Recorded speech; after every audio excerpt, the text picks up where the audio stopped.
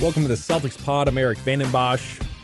NBA regular season schedule came out this week, which is good for me, good for everyone who does a Celtics podcast or whatever, beat writers and stuff like that, because not a whole heck of a lot to talk about at this point in the offseason. So when the schedule comes out, it's kind of a big deal, and it's fun to look at the schedule. It's fun to look at the matchups, see who the Celtics are playing. And, as a fan, you like to see the number of nationally televised games, and you like to see them playing on Christmas Day, because that means that, the team is getting respect. During the Celtics rebuild, a lot of Celtics fans felt good about the team, just the direction that the team was headed in, and to have an all-star in Isaiah Thomas, and the team was really fun to watch. For myself, and I think for the most part, Celtics fans, they kind of had their expectations in check. Like, we would say, hey, we'll go to the playoffs. Maybe we'll win a few more games in the playoffs this year, but a title is out of the question. But, we feel like we're an exciting team to watch. We've got one all-star, one of the elite scorers in the NBA. Put us on Christmas Day. Give us some nationally televised games. So 25 nationally televised games for the Celtics this year. Obviously, the addition of Gordon Hayward, that's obviously a big part of that, because when I'm watching NBA basketball, a lot of times my decision to watch a particular game depends on who's playing. And the NBA is not stupid. They know this. They know that these nationally televised games, whether it's like ABC, ESPN, TNT, they know that people want to watch certain stars play. So this helps the Celtics, obviously, having Gordon Hayward. And Jason Tatum, too. I mean, there's got to be a certain amount of interest surrounding Tatum and a certain amount of hype, because his and I didn't watch him a lot at Duke. I don't really watch a lot of college basketball, but Summer League I did watch. And to see him, knock down those like one-footed fadeaway jumpers and stuff like that, and to just kind of get like a glimpse into the future, I'm excited, and you would think that other people would be too. So his addition probably helping the number of nationally televised games for the Celtics. So some of these games include opening night. I'm not going to spend too much time talking about it, because I talked about opening night and Christmas Day last week. Opening night is a road game in Cleveland.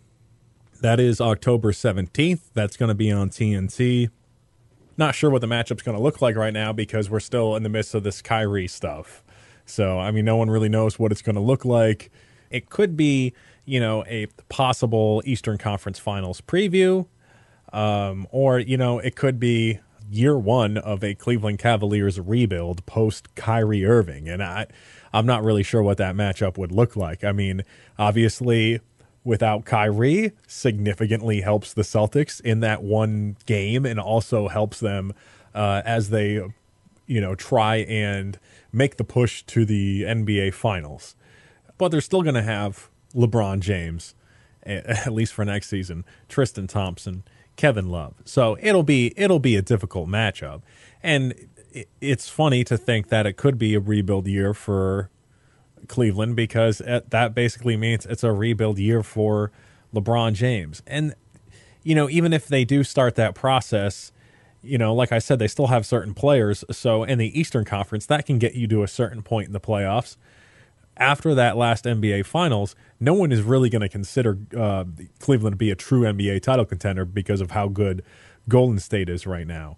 But people are really going to feel that way about Cleveland if Kyrie Irving's not there. Now they're really going to be like, well, this team's a good team, but they're not a true contender. Kind of like with the Celtics last year. 53 games is great, but you're not a real title contender, so we won't take it completely seriously.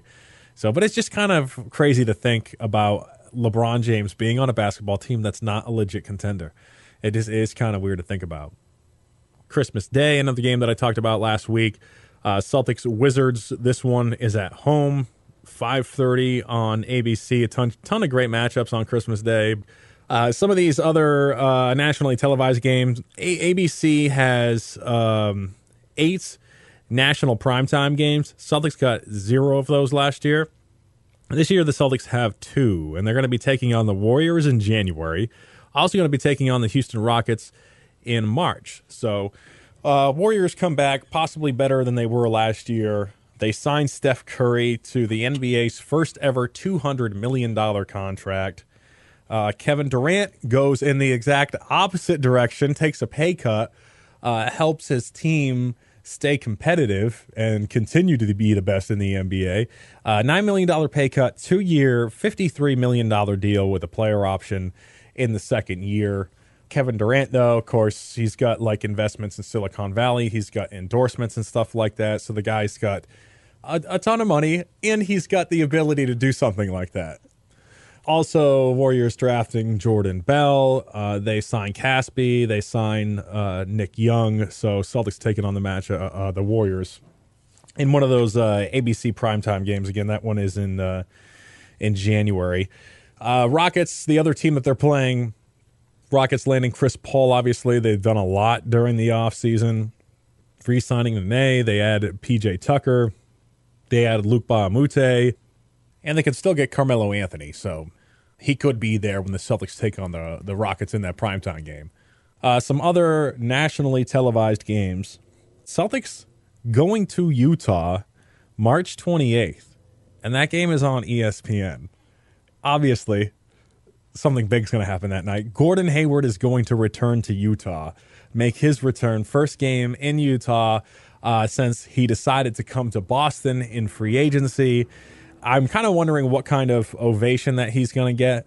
It might be kind of like a mix of boos and cheers. I think people sometimes need to just relax a little bit, be a little bit more reasonable. You know, this guy is free to sign with whatever team that he wants. It's a decision that he makes along with his family.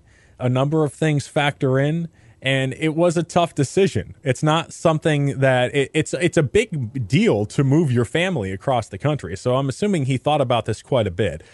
So to burn his jersey and to boo him when he gets there, I don't know. I think it's a little too much. I mean, if you're in Utah, and let's face it, if you're a Utah Jazz fan, even if you don't admit it, you do realize that it's Utah and that it can be sometimes difficult to get, people to want to re-sign in Utah. I mean, look at Gordon Hayward. He could have made more money if he stayed in Utah. It's a good team. They have a good coach. He has a good relationship with the coach. He likes life out west. He's got a house in California. Everything seemed to be fine. He could have stayed there, but he decided to go somewhere else. So it kind of makes you wonder, like, what if we're the Jazz, are we going to have trouble re-signing some of these top-tier players? But you can understand why Gordon Hayward would want to go to Boston. There's like a million reasons why you would want to go to Boston. Obviously, it's not the winter. It's not taxes, but it's that rich tradition. And Boston and Indiana have this connection in basketball. You go back to the hick from French Lick, Larry Bird, coming to the Celtics, being one of the greatest basketball players of all time. Brad Stevens is from Indiana, great coach, comes to the Celtics. Gordon Hayward, also from Indiana. And Gordon Hayward actually grew up really close to Brad Stevens, like their hometowns were, I think, only like 30 minutes apart, just outside of Indianapolis.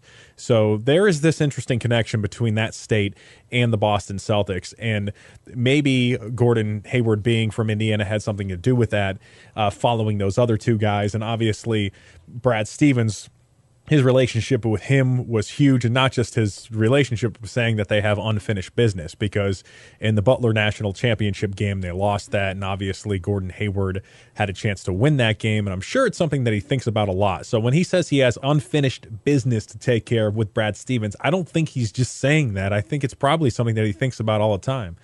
And obviously you have a much clearer path to getting to the finals if you're in Boston compared to being out in the Western Conference.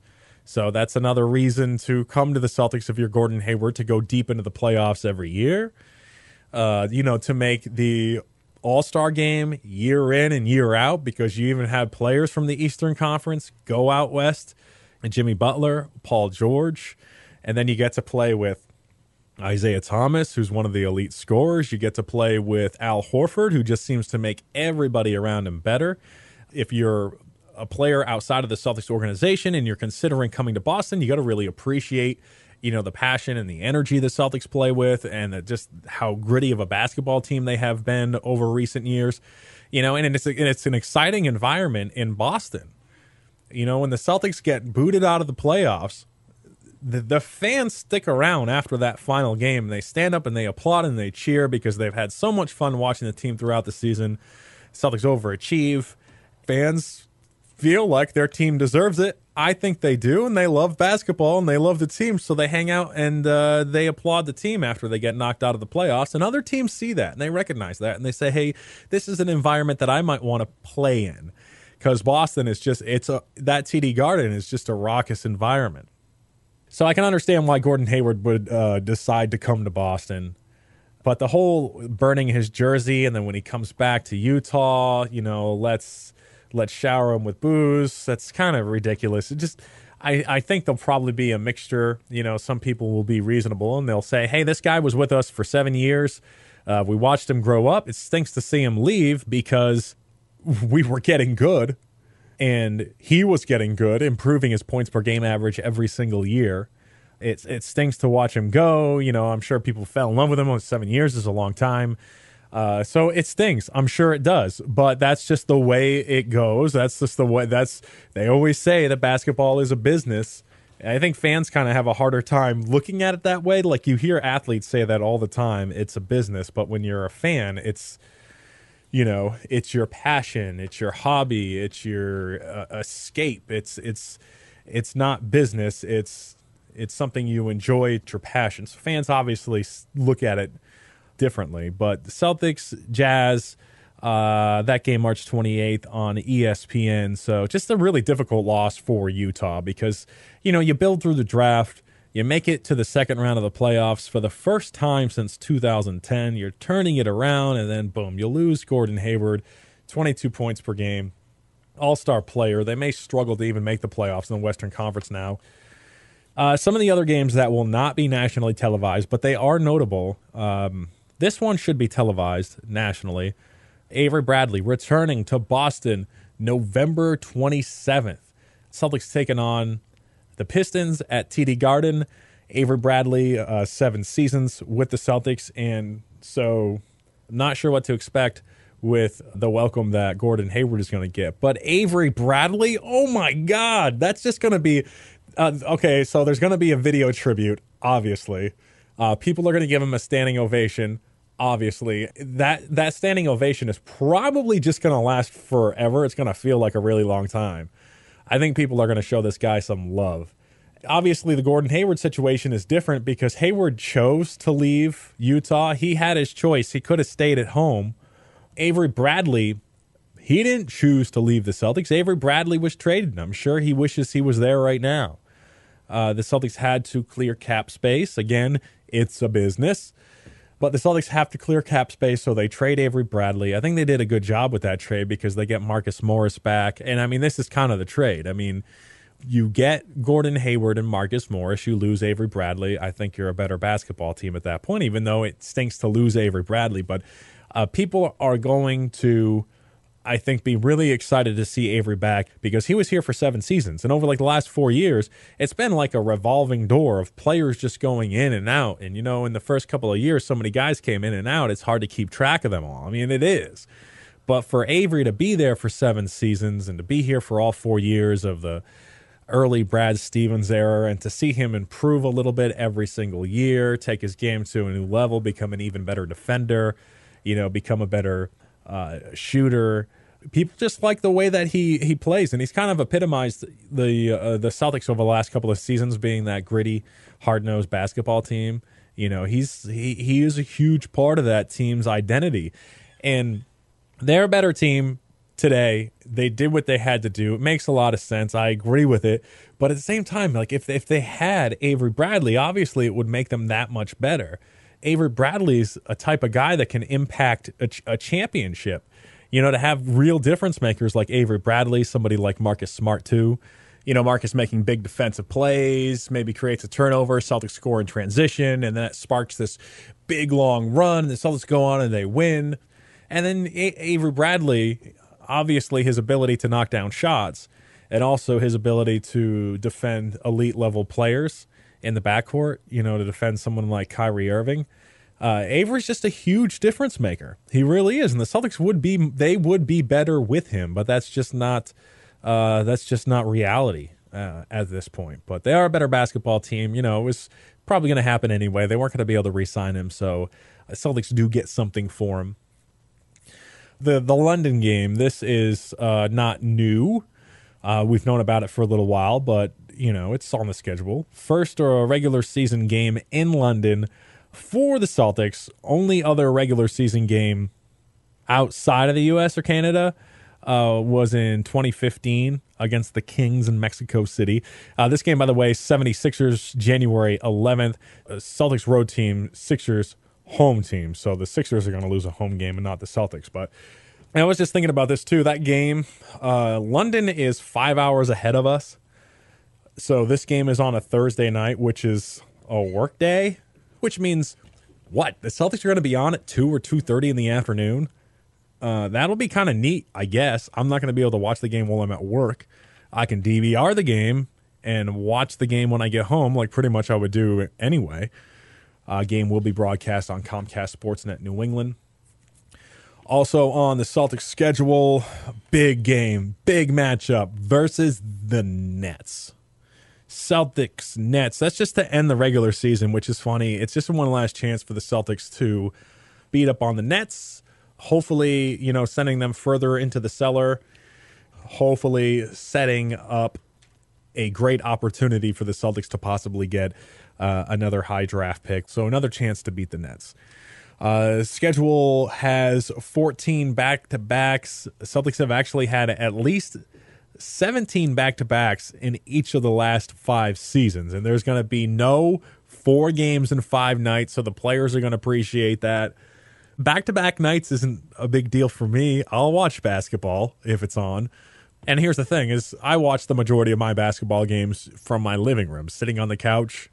And if a star player doesn't play and I'm watching the game at home, then I guess it's a little disappointing. But when you spend a lot of money to go to an arena and, I live in Maine. If we're going to go to a Celtics game, it's going to take us hours to get there. So it really stinks to spend a lot of money and then pay for gas. And then there's this long trip and then you got to pay for parking. And then you get there and then the star player doesn't even play. And a factor in that is the back-to-back games. And the reason why these guys are getting nights off is because coaches don't want their players to be completely fatigued going into the playoffs. So they didn't shave off a ton of them. I mean, they're still 14, but there's a little bit of progress there, down from 17 for the Celtics. Kyrie Irving still in the news because Cleveland is trying to figure out what to do with this guy. There have been reports that Cleveland isn't showing a ton of urgency. They're not in this mad scramble to do this today. They seem to be kind of just seeing what's out there, taking their time, trying to make a good decision as we get closer to the start of training camp. There may be more of a sense of urgency as you get closer to the season to make a deal. And the Celtics are tied to these Kyrie Irving trade rumors once again this week. Last week on the pod, we talked about how Kyrie was considering the Celtics because originally this list came out of preferred destinations for him, and it didn't include the Celtics, but we found out some new information later on that, indicated that Boston would be something he would be interested in. So reports this week that the C's are continuing trade discussions with Cleveland. This doesn't make the Celtics special. I guess try not to get too excited about it because it seems like everybody is, making calls to Cleveland. Teams just doing their due diligence. It's not every day where you get a 25-year-old all-star point guard, an elite point guard becomes available. That doesn't happen every day. So obviously you make that telephone call. Even teams who don't have what Cleveland's looking for are making calls about that. ESPN reported on Tuesday that Cleveland is interested in Jason Tatum. Celtics obviously would have to give up more pieces. They would also have to clear cap space. Kyrie Irving making nearly $19 million next season, and that's below market value for Kyrie Irving. $19 million for an elite point guard is a pretty sweet deal. But when you are $7 million past the tax threshold like the Celtics are, you're going to have to move some things around a little bit. So, I mean, I had this conversation, I think it was last week, about trading assets for Kyrie Irving and losing some pieces like some young guys or a veteran or some draft picks, all to make the switch from Isaiah to Kyrie. And both of these guys they're both great players. I mean, how much of an upgrade is that going from Isaiah to Kyrie? Isaiah is an elite scorer in this league. Yeah, he's 5'9" and he can't play defense, but Kyrie Irving is not a great defender either. So if you think that swapping these two players is just going to make your defense so much better, that's not the case. So, I mean, shedding all of these assets to make a little bit of an upgrade at point guard doesn't make a ton of sense to me. But Jason Tatum fits a theme here because Cleveland is targeting young elite players is what they're saying. Woj reported that in addition to Tatum, Cleveland's also interested in Jamal Murray, Josh Jackson, Kristaps Porzingis. Phoenix doesn't appear interested in trading Josh Jackson. The Knicks don't appear to be interested in trading Kristaps Porzingis. But these are elite young players that they are going after. And there's a reason for this, and that's because Woj said that as Cleveland pursues a trade for Kyrie Irving, while they are in the midst of this process, they are operating under the assumption that LeBron James is not coming back. Of course they want LeBron James back. If they could keep him, they would keep him. If they could put superstars around him or good veterans around him, and if they could chase championships with LeBron James until he retires, of course they would want that to happen. But if LeBron leaves, they have to be prepared for that situation, because if they're not prepared for that situation, the team could be bad for a long time after that. You lose Kyrie Irving, you lose LeBron James, and, you know, when you lose LeBron James, you don't get anything. LeBron James is going to be a free agent. You don't get anything in return when he walks out the door. He has a no-trade clause. Kyrie Irving, on the other hand, doesn't have that no-trade clause, so Cleveland can look around and see what they can get for Kyrie Irving. And Kyrie Irving equals possible assets. Kyrie Irving equals young players, draft picks. And if you are going to rebuild, I mean, if LeBron's not coming back, then they're going to have to go into rebuild mode. And a way to accelerate that process is to get draft picks. It is to get young players. And this is an opportunity for them to do that with Kyrie Irving. It's an opportunity to cash in. I mean, obviously they want Kyrie to stay and they want LeBron to stay and they want those guys to be like best buddies and stuff like that. And they want them to contend for NBA titles, like be serious contenders. That's what the Cavs want. Cavaliers appear to be dedicated to winning. They've been spending so much money in luxury taxes over the last couple of seasons that they appear to be dedicated to winning. So Kyrie Irving gives you that opportunity to load up for a possible rebuild situation. And LeBron, his decision to come back or not is directly affecting how Cleveland pursues the trade. Because if LeBron was coming back, they would be targeting veterans, guys that they can put around LeBron, keep LeBron happy, keep the team competitive, chase a championship. One example is San Antonio. So Kyrie's list of places that he would be willing to play included San Antonio playing for the Spurs. In San Antonio, they could offer LaMarcus Aldridge. They could offer Tony Parker. They could offer Danny Green. These are guys you can put around LeBron James. Team can stay competitive. Maybe LeBron re-signs. Maybe he comes back to Cleveland, tries to win a championship. Maybe he feels like that's his best bet at winning a title or something like that. But if he's not coming back, and obviously there's a really good chance of that, then like Tony Parker, Danny Green, LaMarcus Aldridge, if LeBron isn't coming back, it doesn't make a ton of sense. So you're going to be rebuilding. So now in a trade, you pursue young players, which is exactly what Cleveland is doing. Celtics, by the way, they have the assets to like go either way. If you wanted to do the short-term thing and try and win a title right now, you could pursue a trade with the Celtics, including Isaiah Thomas and Jay Crowder. But if you were looking at a trade that would benefit your team for the long term, the Celtics have that stuff too. They have Jason Tatum, they have Jaylen Brown, they have a bunch of draft picks.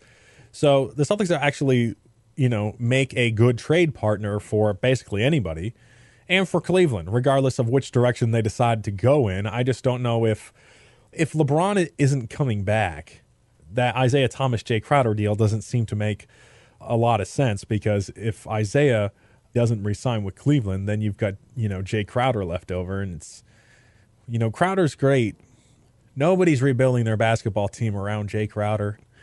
So the Isaiah Thomas, Jay Crowder thing, even a draft pick, I don't even know if that makes a ton of sense for Cleveland. If you were planning out the long term, then the Celtics make a ton of sense because Jaylen Brown picks Jason Tatum. If you were Cleveland, you'd be really interested in those guys, and they are obviously interested in Tatum. But if you're the Celtics, again, like, do you really want to give up Jason Tatum so you can go after Kyrie Irving and just swap Isaiah for Kyrie? I would be fine with Isaiah Thomas, Jay Crowder, and a draft pick, assuming they can make the money work. I mean, I'm definitely not a cap expert, that is for sure. But one guy's making $19 million next year, the other guy's making $6 million next year. So you can't just swap one guy for the other, and it's just obviously not that simple. But no formal offer, according to reports, no formal offer between the Celtics and the Cleveland Cavaliers. All right, so that's it. That's what happened over the last week with the Celtics. That's it for the podcast for this time around as well. I'm Erik Vandenbossche for 92.9 The Ticket, and I will be back next week. As always, take her easy. Go C's.